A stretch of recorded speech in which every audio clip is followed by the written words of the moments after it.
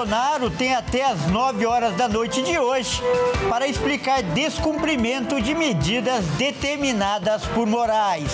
Ex-presidente pode ser preso. E você vai ver também. Venda de carne bovina do Brasil para os Estados Unidos cai 60%. Justiça do Rio de Janeiro decreta a prisão de Oruan. E rapper se apresenta na delegacia após confusão. Caminhão cegonha tomba em Porto Alegre e carro cai de cima de viaduto. E ainda, carro é atacado por enxame de abelhas em Santa Catarina. Tudo isso você confere a partir de agora no Jornal das 18h30.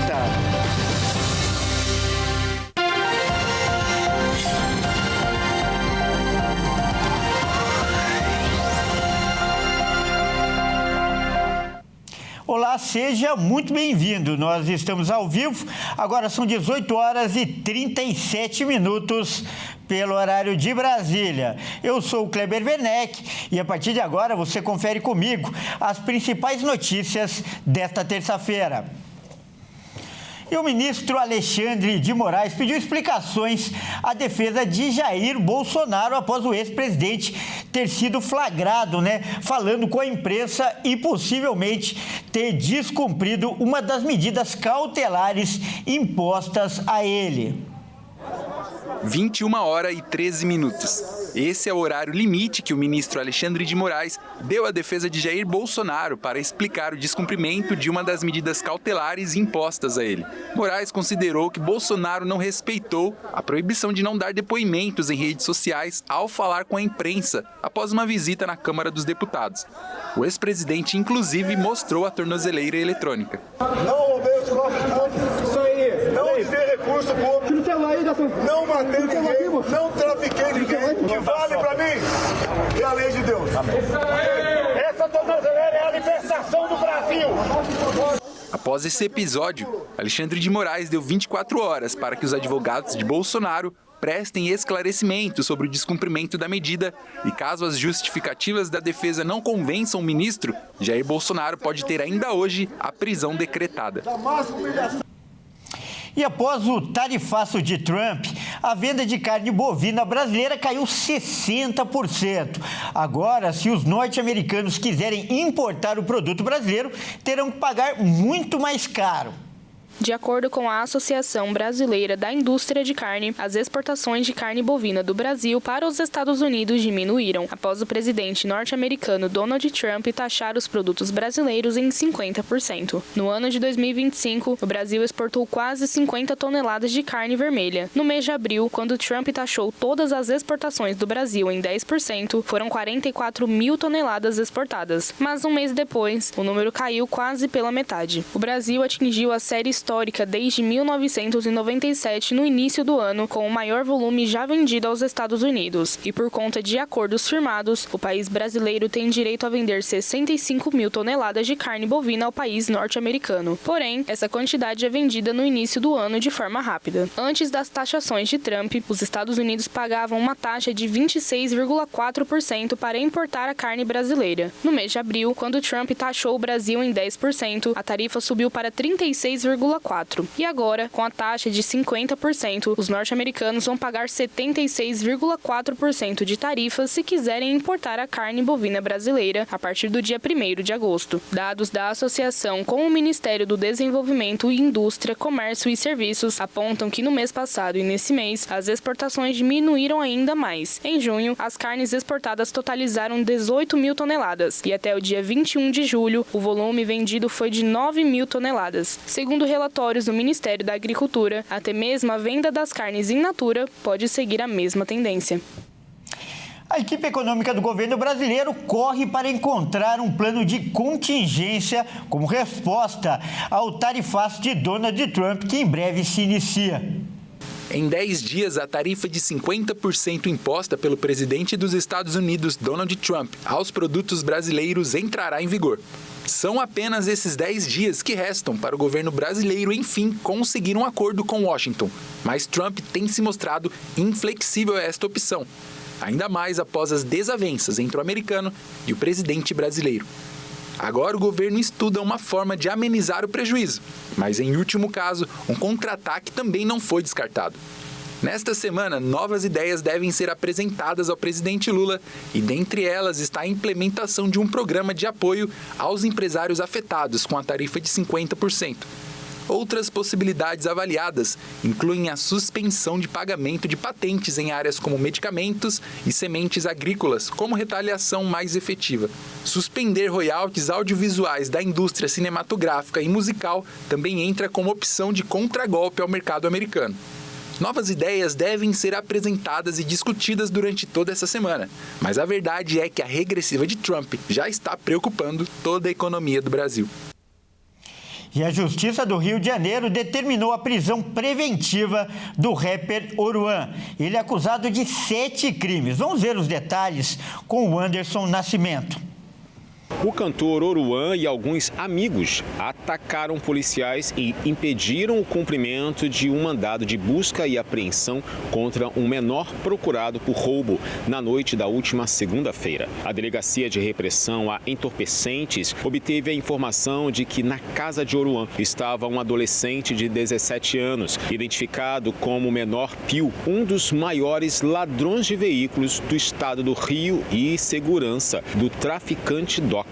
Segundo o secretário da Polícia Civil, Felipe Cury, havia um mandado de busca e apreensão contra o menor por vários crimes. Como já era madrugada, os policiais esperaram alguma movimentação para poder agir. Quando o criminoso saiu da casa do cantor, já em via pública foi feita a abordagem. Os ânimos se acirraram quando o Menor Pio foi colocado numa picape descaracterizada. Quando o cantor viu da varanda, a ação começou a atacar pedras em cima dos policiais. Um dos agentes ficou ferido. No tumulto, o criminoso conseguiu abrir a porta esquerda traseira da picape e saiu correndo. Após o ocorrido, Oruan postou uma sequência de vídeos nos stories, afirmando que tinha mais de 20 viaturas na porta da casa dele e ainda convocou os fãs para irem até lá a fim de darem apoio. Aí qual é, tropa? Pode isso daí, tropa. Tem mais de 20 viaturas na porta da minha casa, tropa. O mesmo delegado que me prendeu, Oruan conseguiu deixar a casa e em um vídeo ele diz que foi para o Complexo da Penha. Aí eu quero ver você vir aqui, pô, e pegar aqui dentro do complexo. Não vai me pegar só pra ter que vocês pegam. Lá no João você vai me vergonhar mesmo. Tá troco de nada, agora você vai inventar um bagulho na internet. Mas o que não fez, nós é artista. Eu toco com o Travis Scott e eu sou filho do Martins. Aí é fácil. Minha família aí, ó, tinha respeitado, tá dentro da minha casa, fazer o que vocês querem fazer. Nós vai ver aqui agora, pô, tô aqui na Penha, vem. Vocês querem que eu vire bandido, que eu me revolte, né? Dentro da casa do rapper foi preso Pablo Ricardo Paula, que foi um dos que tacaram pedras nos agentes e ainda desacatou a autoridade policial. E olha só, agora há pouco o rapper Oruan se entregou à polícia. Como já havia um mandado de prisão preventivo emitido contra ele, o cantor decidiu se apresentar agora à tarde na cidade da polícia. No pedido de prisão, a polícia afirmou que a residência do cantor se transformou em um ponto de encontro e abrigo para criminosos e foragidos da justiça. Mas antes de se entregar, o Oruan usou sua rede social para fazer um pronunciamento informando aos fãs que já tinha tomado sua decisão de ir à delegacia. Vamos conferir. Ai, todos vocês que gostam de mim, vou me entregar, tropa. Não sou bandido, valeu? Desculpa aí todo mundo que eu errei, que vocês acharam que eu errei. Vou me entregar, tropa, pra provar que vocês que eu não sou bandido e vou dar a volta por cima e depois eu vou vencer através da minha música. Ontem eu tava muito nervoso, tropa, com tudo que aconteceu. Mas queria dizer pros meus fãs que eu amo muito vocês. Depois eu vou voltar, tropa, eu vou vencer. E veja a seguir, carro cai de cima de viaduto após caminhão cegonha tombar em Porto Alegre. E ainda, enxame de abelhas toma conta de carro em Santa Catarina. Nós voltamos já.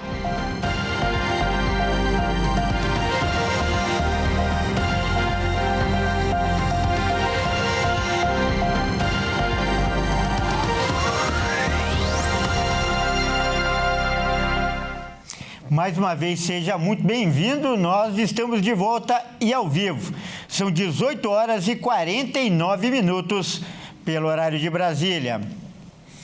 E um caminhão cegonha tombou sobre a ponte Nova Guaíba, em Porto Alegre. E um dos carros que estavam sendo transportados caiu de cima do viaduto. Confira agora a imagem impressionante. A imagem foi feita por uma câmera de monitoramento e mostra o momento em que o caminhão tomba na nova ponte Guaíba. Ele transportava 7 carros e um deles se desprende e cai de cima do viaduto. O motorista da carreta foi o único que se feriu. Segundo a Polícia Rodoviária Federal, o caminhoneiro perdeu o controle do veículo por volta das 10 horas da manhã. O acidente paralisou completamente o trânsito no sentido Eldorado do Sul para Porto Alegre. A via só foi liberada no fim da tarde, com a ajuda de 2 guinchos que foram disponibilizados pela CCR, empresa que administra a ponte. As caminhonetes transportadas são importadas da Argentina e custam mais de R$200 mil cada uma. No total, o prejuízo pode ultrapassar R$1.400.000. O caminhão saiu de Guaíba, que é a sede de uma montadora, e ia em direção a Gravataí, para que os carros fossem distribuídos para outras regiões do Brasil. E agora você vai ver mais uma imagem impressionante. O enxame de abelhas atacou um carro em Santa Catarina. Felizmente, ninguém ficou ferido. Quem vai contar essa história em detalhes é a Michele Veiga.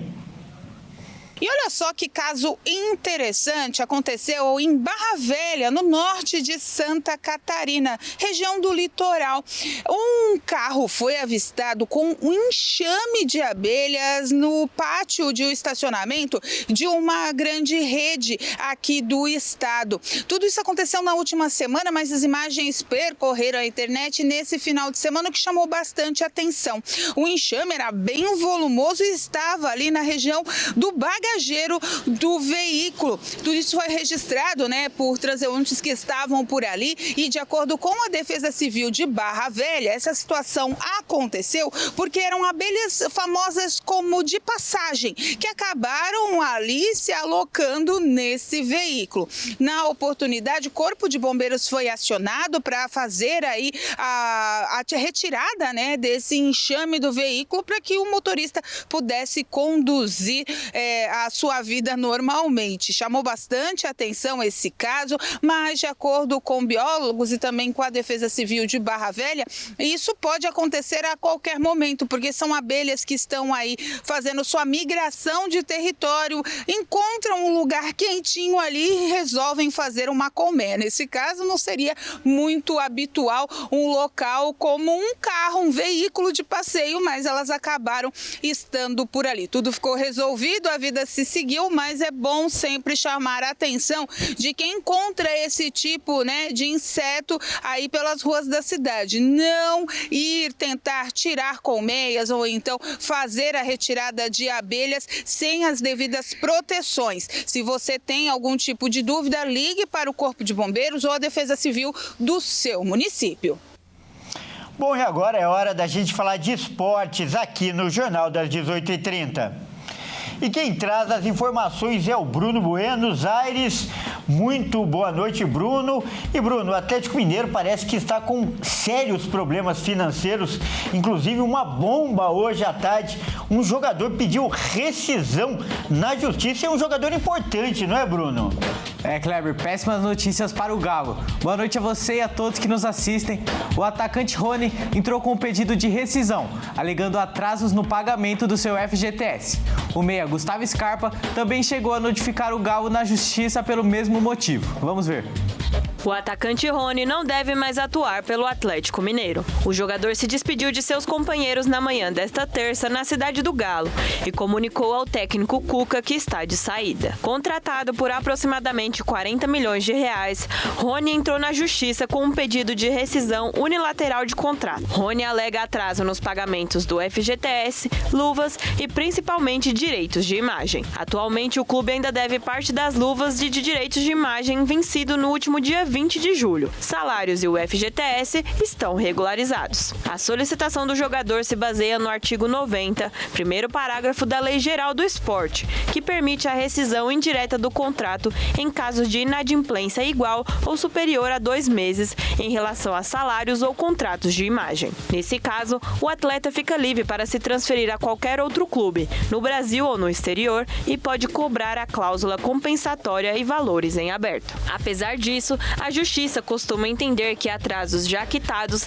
não são o suficiente para justificar rescisão. Mesmo assim, Rony não se reapresentará nesta quarta e já é desfalque certo contra o Bucaramanga pela Sul-Americana. Com a camisa do Galo, Rony tem 28 jogos com 10 gols e nenhuma assistência. O atacante foi campeão mineiro. Além de Rony, Gustavo Scarpa também notificou o Atlético Mineiro na Justiça por atraso nos pagamentos de direitos de imagem e premiações. Scarpa chegou ao Atlético no ano passado.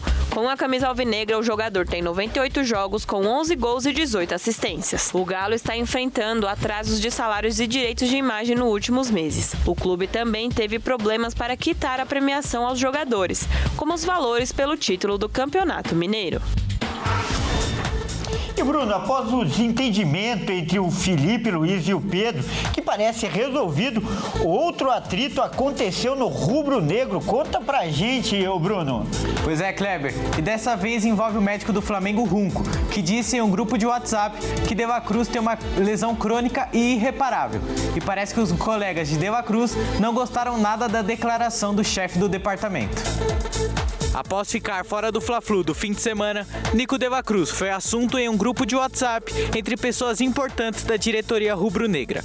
José Luiz Runco, chefe do departamento médico do Flamengo, se pronunciou, criticando o uruguaio que custou 102 milhões de reais em dezembro de 2023. Na mensagem enviada, Runco disse que De La Cruz não tem a menor condição de desempenhar, pois apresenta uma lesão crônica e irreparável no joelho direito e uma lesão também no joelho esquerdo. Seu companheiro de clube e seleção Arrascaeta saiu em defesa do meia e postou uma foto em sua rede social ao lado de De La Cruz, com a frase "Se trata de cuidar dos nossos". Simples assim. Uma clara indireta ao médico do clube. De La Cruz começou sua passagem no Flamengo no início de 2024. Desde então, atuou em 61 partidas, sendo 54 como titular, com 38 vitórias, 14 empates e 9 derrotas.